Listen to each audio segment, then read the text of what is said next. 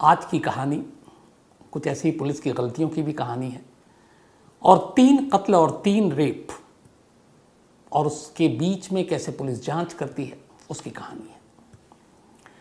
ये कहानी है अमेरिका के वर्जीनिया स्टेट में एक जगह है स्पॉट्ससिल्वेनिया। स्पॉट्ससिल्वेनिया शहर में करीब बात 1996 की है। तारीख थी 9 सितंबर 1996। तो इस शहर के एक घर में 2 बहनें शाम के वक्त में अकेली थी और दोनों जो बहनें थीं उनमें छोटी बहन जो थी वो सोफिया नाम था उसका। सोफिया अपनी घर के सीढ़ी पर बैठकर नोट्स बना रही थी, पढ़ाई की तैयारी कर रही थी और उसकी उम्र थी करीब उस वक्त 19 साल और उसकी बड़ी बहन 21 साल की पैम वो घर के अंदर थी। थोड़ी देर पहले वो अपनी बहन से मिली थी, देखा बहन पढ़ाई कर रही, उसने कहा डिस्टर्ब करेंगे नहीं, अंदर थी। लेकिन कुछ वक्त बीता और ये लगा कि अब वो अपनी नोट्स बनाकर घर के अंदर वापस आएगी। सोफिया अंदर आई नहीं। पैम ने आवाज़ दी, उसने कोई रिएक्ट नहीं किया, पलट के कोई आवाज़ नहीं आई। जब काफ़ी देर हो गई तब सोफिया को चिंता हुई, वो बाहर आई कि आखिर उसकी बहन क्या कर रही है, अब तक क्यों पढ़ रही है। बाहर आती है तो देखती है कि सीढ़ी पे सोफिया तो नहीं है लेकिन उसके नोट्स और किताबें वहीं पड़ी हुई हैं। उसे बड़ा अजीब लगता है, किताब छोड़कर, और एक कोक का कैन भी पड़ा था। वो सीढ़ी से नीचे उतरती है, अपार्टमेंट में चारों तरफ देखती है, आवाज़ लगाती है, बाकी पड़ोसियों से दोस्तों से पूछती है। पता चला किसी ने सोफिया को देखा ही नहीं। अब वो परेशान हो जाती है, लगता है कि कहीं आसपास दूर निकल गई हो शायद। लेकिन वक्त बीतता है, वो लौटती नहीं है, तब तक रात होने लगता है, उसे और चिंता होती है। तब मजबूरी में वो पुलिस को फ़ोन करती है। वो कहती है कि उसकी बहन ऐसे ऐसे सीढ़ियों पर पड़ रही थी और वो गायब हो गई। अब पुलिस की टीम आती है, पुलिस आसपास में लोगों से पूछताछ करती है, बाकी जगहों पे छानबीन करती है, देखती है। आसपास के सन्नाटे के इलाकों में भी पुलिस की टुकड़ियां भेजी जाती हैं कि देखो, पर कोई सुराग नहीं मिलता।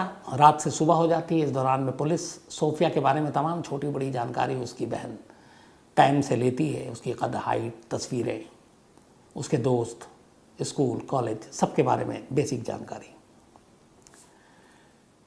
अब सारी जानकारी तो पुलिस ने ले ली, इसके बाद तलाश में जुट गई, लेकिन सोफिया का कोई सुराग नहीं मिल रहा है। दिन पे दिन बीतते जा रहे हैं और एक जो चीज़ पता चली थी वो ये थी कि जिस दिन सोफिया ये पढ़ाई कर रही थी उसी दिन शाम को उसने अपने पैरों और उंगलियों पर, हाथों में पर्पल कलर के नेल पॉलिश लगाए थे। पर्पल कलर की नेल पॉलिश उसके हाथ और पैरों पे लगी थी। पुलिस के पास सारा हुलिया था, तस्वीर थी, पुलिस लगी रही, ढूंढती रही, लेकिन सोफिया का कोई सुराग नहीं मिला।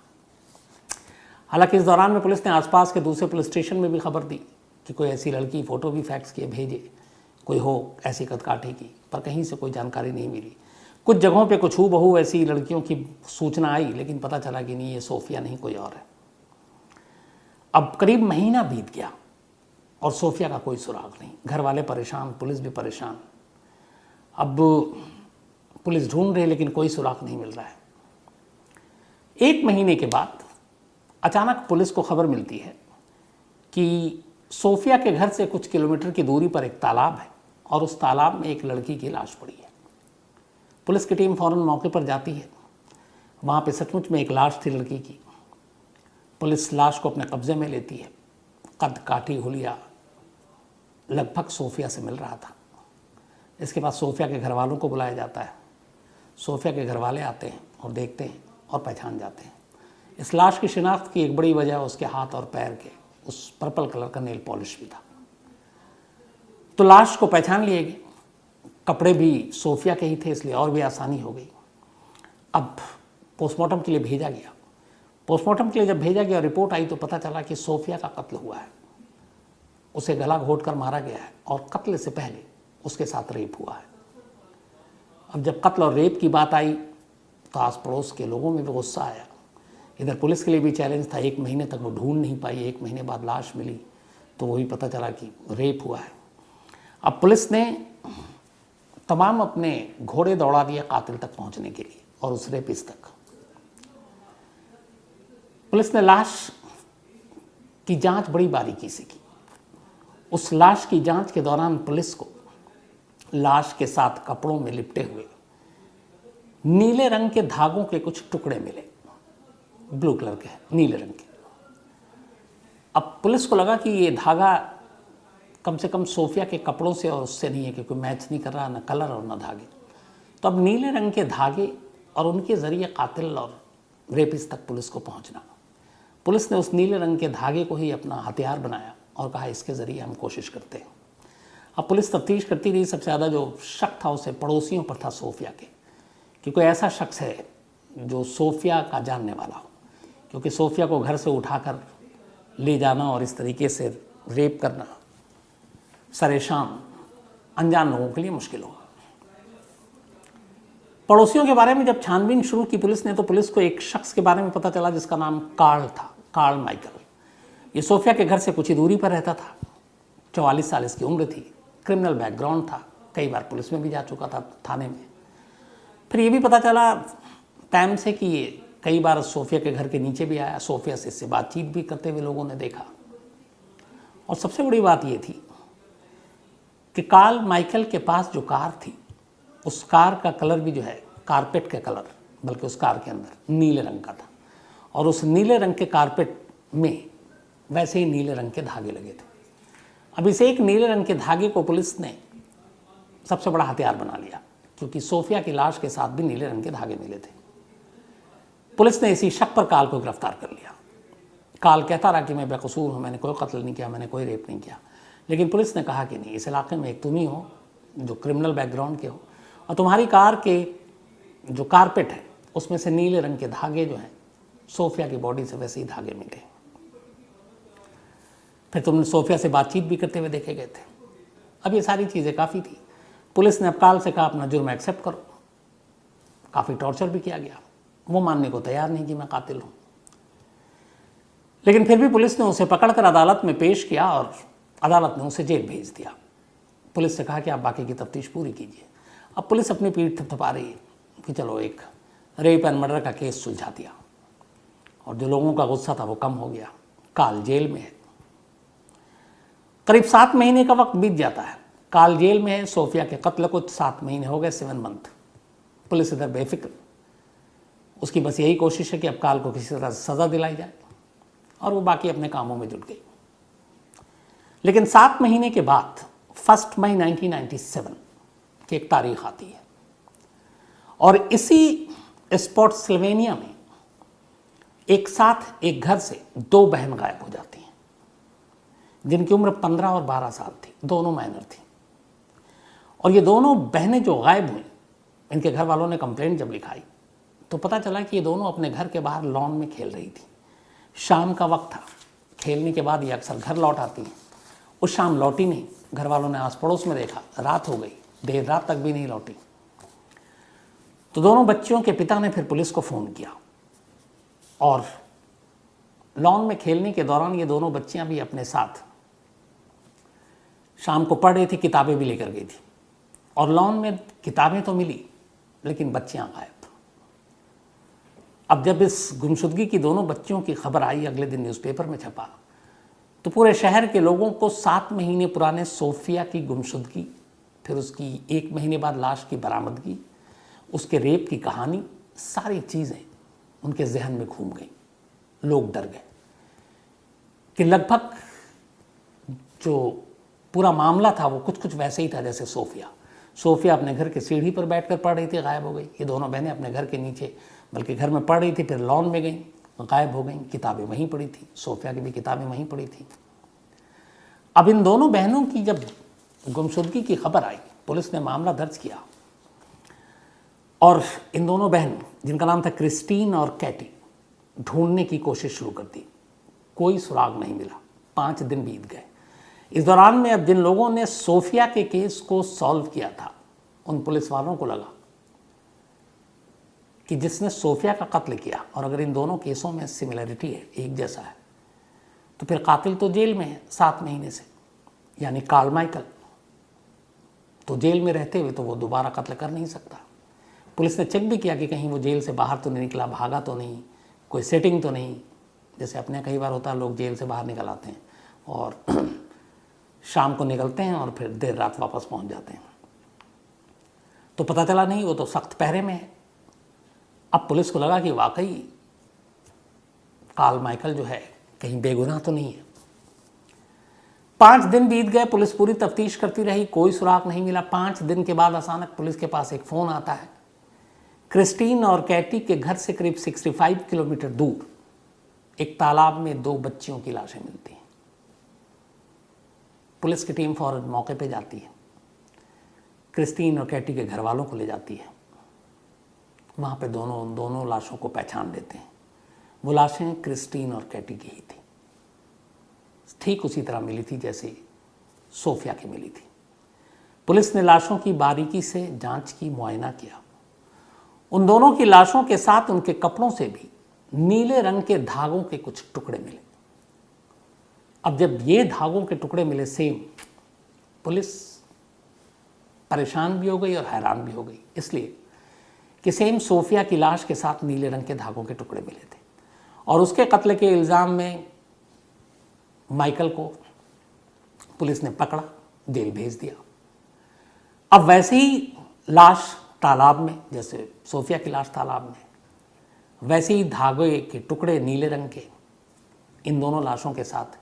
तो इसका मतलब है कि क्लार्क माइकल बेकसूर था। पुलिस ने पहले केस में उसे जबरन फंसाया था, जबकि वो कहता रहा था कि मैं नहीं कर रहा हूँ। दोनों लाशों की पोस्टमार्टम हुई, फिर उसमें भी क्लियर हो गया कि इन दोनों के साथ रेप हुआ है। अब पुलिस के लिए और मीडिया में खबर आई, पुलिस की फजीहत भी हुई कि तुमने 7 महीने पहले जल्दबाजी में एक केस को गलत तरीके से सॉल्व किया। अगर उसी वक्त सही कातिल को पकड़ लेते तो शायद ये 2 बच्चियों की जान बचाई जा सकती थी। पुलिस को भी अपनी गलती का एहसास हुआ और चूंकि दोनों मामलों में सिमिलरिटी काफ़ी थी, अगर नीला धागा ही कातिल होने का सबूत था तो फिर खुद पुलिस के ऊपर सवाल उठ रहे थे कि जो कातिल जिसको आपने माना वो तो जेल में है, तो फिर ये 2 कत्ल किसने किया। तो पुलिस को अपनी गलती का एहसास हुआ और पुलिस ने कोर्ट में अर्जी दी और कहा कि हमसे गलती हुई है, माइकल को सोफिया के कत्ल के इल्ज़ाम से बरी करके छोड़ दिया जाए। अदालत के पास भी कोई सबूत तो था नहीं उसके खिलाफ। अदालत ने माइकल को छोड़ दिया, लेकिन ये पुलिस ने अपना आधा काम किया। अब बाकी का काम ये था कि इन 3 कत्ल और रेप का असली गुनहगार कौन है, और पुलिस को अब एहसास हो गया कि जो भी है वो कोई सीरियल किलर है। अब पुलिस ने उसी हिसाब से अपनी तफ्तीश आगे बढ़ाई। खोजबीन जारी रही, तफ्तीश होती रही, पुलिस के हाथ खाली रहे। हार कर पुलिस ने $1.5 लाख के इनाम का ऐलान भी किया कि जो भी कातिल का पता बताएगा उसे ये जानकारी दी जाएगी। जितने भी सीरियल किलर और बाकी लोग थे उनकी पूरी कुंडली खंगाली गई, लेकिन कोई जानकारी नहीं मिली और पुलिस के हाथ खाली रहे। करीब एक करके महीने, साल दर साल बीतते गए।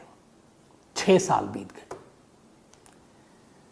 सोफिया और उन 2 बहनों क्रिस्टीन और कैटी के कत्ल के 6 साल के बाद 23 जून 2002, 96 में पहला कत्ल हुआ था।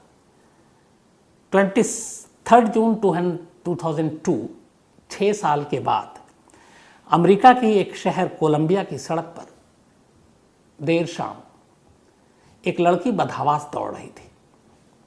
उस लड़की के दोनों हाथों में नीले रंग की हथकड़ी थी, जिसको आमतौर पे, ख़ासतौर पे वहाँ पे ये जो माना जाता है इस कलर को और उस हथकड़ी को, शेप को देख करके लोग इसको कई सेक्स टॉय के तौर पर इस्तेमाल करते हैं। तो एक लड़की बदहवास सड़क पर भाग रही है, हाथ में नीले रंग की हथकड़ी है और हेल्प हेल्प चिल्ला रही है। बहुत सारी कारें गुजर रही हैं, कोई रुक नहीं रहा है। एक शख्स, शायद थोड़ा भला इंसान था, वो अपनी गाड़ी रोक देता है। जैसे ही वो गाड़ी रोकता है, लड़की बदहवास उसे हेल्प मांगती है और कहती है मुझे पुलिस स्टेशन ले चलिए। वो समझ जाता है कि इसके साथ कुछ गड़बड़ हुआ है। उसकी उम्र करीब 15 साल थी। कार ड्राइवर उसको अपनी गाड़ी में बिठाता है और जो नज़दीकी पुलिस स्टेशन था वो उसको वहाँ ले जाता है।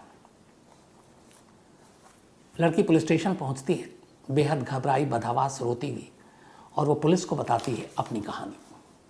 वो पुलिस को कहती है कि 24 घंटे पहले इसी जगह एक शख्स ने उसको किडनैप किया था और उसका कोलंबिया में, मतलब वो कह रही थी कि वो अपने घर के बाहर लॉन में पौधों को पानी दे रही थी कोलंबिया में।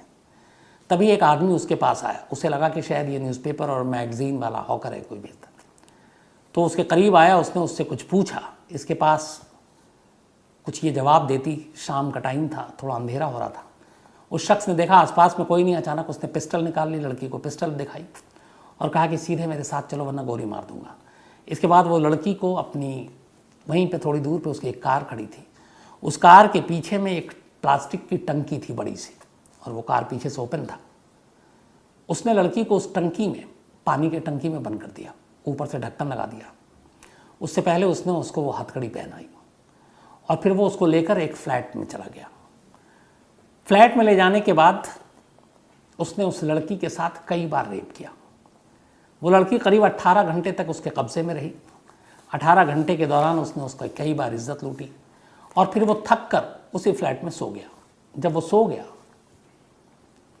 तो ये लड़की, इसके हाथों में हथकड़ी थी, किसी तरीके से, अच्छा उस सोने से पहले उसने फिर उस लड़की को उसी पानी की टंकी को कार से उठाकर वो अपने अपार्टमेंट में ले आया था, उस टंकी के अंदर डाल दिया। टंकी खाली थी, लेकिन लड़की किसी तरीके से उस टंकी के ढक्कन को हटाकर उस टंकी से बाहर निकली, उस अपार्टमेंट से बाहर निकली और फिर मेन रोड पर पहुंचते ही बदआवाज़ दौड़ने लगी, हेल्प हेल्प चिल्लाकर। और तभी वो शख्स, वो कार ड्राइवर उसे मिला और उसे पुलिस स्टेशन ले गया। पुलिस ने जैसे ही उसकी कहानी सुनी, फिर उसे लगा कई चीज़ें सिमिलर हैं। यहाँ पे भी लड़की अपने लॉन में थी, पौधों को पानी दे रही थी, इससे पहले दोनों पढ़ रही थी। फ़ौरन पुलिस की एक टीम कोलंबिया के उस अपार्टमेंट में पहुँचती है जहाँ लड़की ने बताया था। कोलंबिया के उस अपार्टमेंट में जब पुलिस पहुँचती है तो पता चलता है कि इस फ्लैट में जो रहता है उस शख्स का नाम रिचर्ड है। उसकी उम्र करीब 38 साल है और ये नेवी में पहले काम कर चुका है, फिर इसने नेवी की नौकरी छोड़ दी थी। इस अपार्टमेंट में वो अपनी पत्नी के साथ रहता था, लेकिन उसकी पत्नी इस वक्त कहीं थी नहीं। अब पुलिस ने अपार्टमेंट को छान मारा, लेकिन रिचर्ड मिलता नहीं। शायद इस लड़की के भाग जाने के बाद उसे एहसास हो गया था कि वो पुलिस के पास जाएगी और इसलिए उसने घर छोड़ दिया आनंद फानंद में। वो वहाँ से निकल गया। पुलिस उसकी तलाश कर रही है क्योंकि कम से कम नाम मालूम था रिचर्ड। फिर रिचर्ड के नाम पर पुलिस ने उसके फ़ोटोग्राफ्स डेटाबेस से उसकी सारी जानकारी निकाली। लड़की ने तस्वीर पहचान ली, बोला हाँ यही वो शख्स है।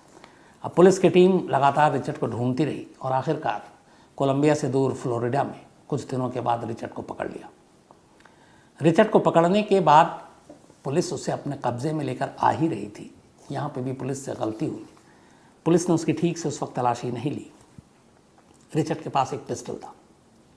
जब उसे लगा कि वो गिर गया और पुलिस उसे लेकर जा रही है, उसने चुपके से वो पिस्टल निकाली और अपने आप को गोली मार ली। हॉस्पिटल पहुंचने से पहले ही रिचर्ड की मौत हो गई। अब पुलिस के लिए हाथ फिर खाली था।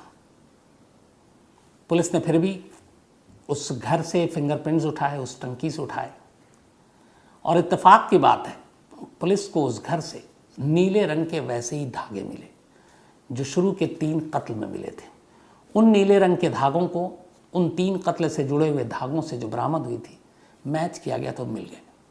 और तो और पानी की टंकी में जो तीसरी लड़की थी, जो 2 बहनें थी, क्रिस्टीना और वो, उनमें से एक के उंगलियों के निशान भी मिल गए। इतने टाइम के बाद भी वो बचे हुए थे।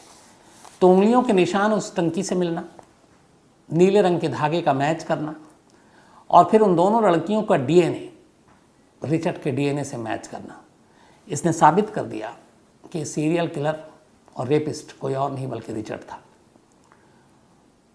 और इस तरीके से पुलिस ने इस केस को सुलझाया। लेकिन सुलझा तो लिया, बट कातिल जो है पुलिस के हाथ से निकल चुका था क्योंकि उसने खुद को गोली मार ली थी। पता चला कि रिचर्ड का बचपन बहुत ही डिस्टर्ब गुजरा था। बाप शराबी था, मारता पीटता था, ये भी गलत सोबत में रहा। बड़ा हुआ तो नेवी में चला गया, नेवी में कुछ दिन काम किए और उसके बाद फिर नेवी को भी छोड़ दिया और ऊट पटांग काम करने लगा। फिर शादी की और इसके बाद बाकी का तो पता नहीं, लेकिन ये 3 केस उसके हिस्से में आए। 3 लड़कियों का कत्ल, 3 लड़कियों का रेप, चौथी लड़की का भी उसने रेप किया। शायद वो उसका भी कत्ल करता, लेकिन वो खुशनसीब थी जो उसके चंगुल से बच निकली। तो एक धागे के टुकड़े ने आखिरकार जाने अनजाने इस केस को उसके अंजाम तक पहुंचाया। लेकिन जो कातिल और रेपिस्ट था उसे कानून सज़ा नहीं दे पाया क्योंकि उसने खुद को ही सज़ा दे दी थी। तो ये थी कहानी। अगर पुलिस इस कहानी से एक सबक भी है कि उस वक्त क्लार्क को पकड़कर 7 महीने का वक्त बर्बाद न करती और सारे सबूतों को जोड़ती, उसी वक्त उस नीले रंग के धागे का मैच कराती डीएनए से जो माइकल के कार के उससे मिला था, सेम नीले रंग का, तो शायद उसी वक्त वो बेकसूर साबित हो जाता और पुलिस असली कातिल को ढूंढने की कोशिश करती। लेकिन पुलिस ने कहा कि ये सुलझ गया, चलो टेंशन हटी, और इस चक्कर में 7 महीने बर्बाद किए और उस 7 महीने के चक्कर में 2 और लड़कियों की जान चली गई, तीसरी की इज्जत चली गई, शायद जान भी जाती लेकिन वो बच गई। तो ये थी कहानी